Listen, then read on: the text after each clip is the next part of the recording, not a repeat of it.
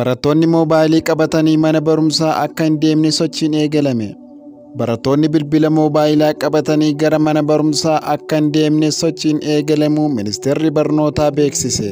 Ministeerri Barnootaa Profeesar Biraanuu Naggaa raawwii hojii ji'oota 9f karoora egeree ilaalchisuun har'a ibsa kennaniiru. Ibsa kennaniin akka jedhanitti torbee dhufuu biiroolee barnootaa waliin mariin akka geggeeffamu akeekaniiru. Haalatti akka barattoonni bilbila qabatanii gara mana barumsaa hin dhufne taasisuun danda'amu irratti akka mari'atamu eeraniiru. Yoo waliigaltee irra ga'ame bara dhufurraa eegalee barattoonni mana barumsaa seenanii barumsa hordofuu malee akka bilbila qabatanii hin seenne taasifama jedhan.